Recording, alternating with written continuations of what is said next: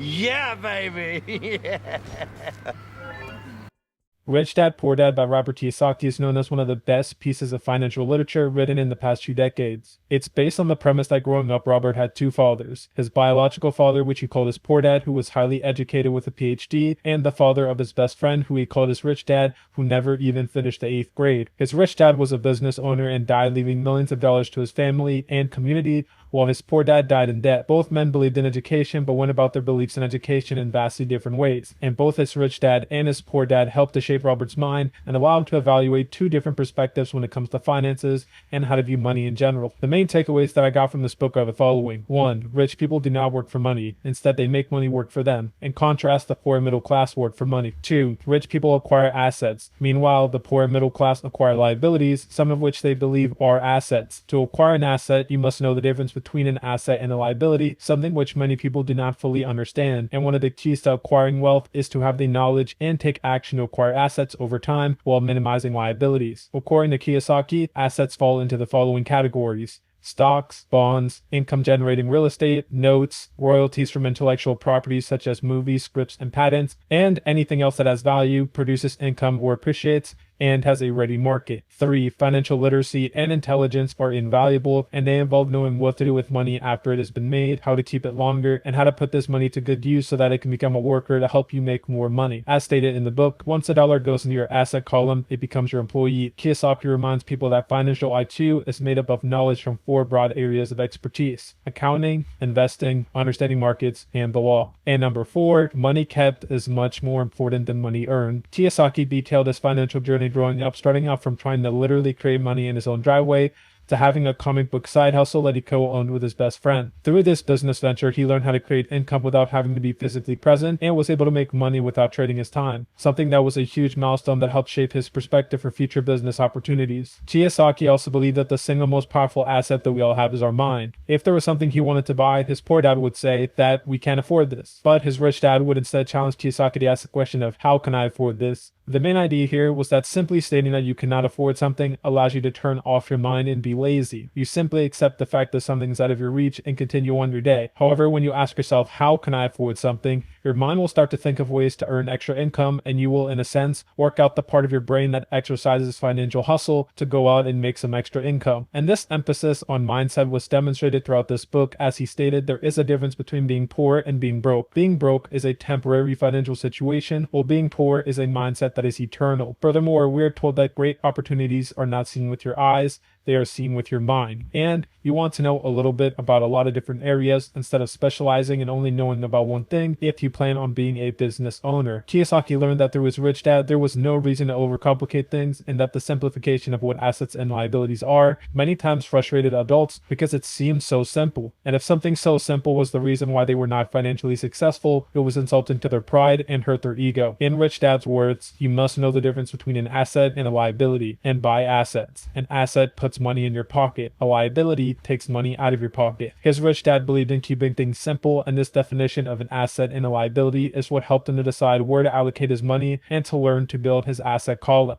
A key principle that Kiyosaki gained from his rich dad was that money comes and goes, but if you have the education about how money works, you gain power over it and can begin building wealth. Education is more valuable than money in the long run. Financial education was vital to financial success, and through this, he learned that there are 3 different types of income: earned income through a job, portfolio income earned through assets and the accumulation of interest, dividends, and capital gains acquired through these assets, and passive income, which includes rental income, royalties, or any type of income earned that does not require you to be physically present or was generated with virtually no effort, is passive. Another idea that Rich Dad warns against is that many financial problems are caused by keeping up with the Joneses, which is another way of saying to avoid lifestyle inflation. Basically, you want to avoid buying liabilities like cars, clothes, and jewels that make you appear rich or trying to one-up what your neighbor has. If you have the $1,000 watch, now you might be inclined to buy the $300 pair of shoes to match with the $200 chain and the $400 pair of sunglasses. This principle is reflected in the phrase. An important distinction is that rich people buy luxuries last, while the poor and middle class tend to buy luxuries first. Focus on building up your asset column and allow the cash flow your assets generate to pay for your items. Rich Dad tells us that each dollar in my asset column was a great employee employee, working hard to make more employees and buy the boss a new Porsche. If we dive deeper into this point, we can also see why Rich Dad also tells us that more money seldom solves someone's money problems. Because the more money we make, the more money we tend to spend to match our newfound income. We also learned that through this book that there is a distinction between being rich and being wealthy. Wealth's definition to Rich Dad is a person's ability to survive so many number of days forward, or if I stopped working today, how long could I survive? A wealthy person may not have the appearance of someone who looks rich, but perhaps they have created enough cash flow from their assets to cover their expenses such that they do not need to work if they live within their means and live frugally. Meanwhile, someone who is rich may have a large amount of cash at their disposal and many nice things, but perhaps they lack the cash flow to cover their month-to-month expenses, so they continue to work because they know that eventually their collection of cash will be exhausted. Furthermore, we learned that people's lives are controlled by two strong emotions, fear and greed,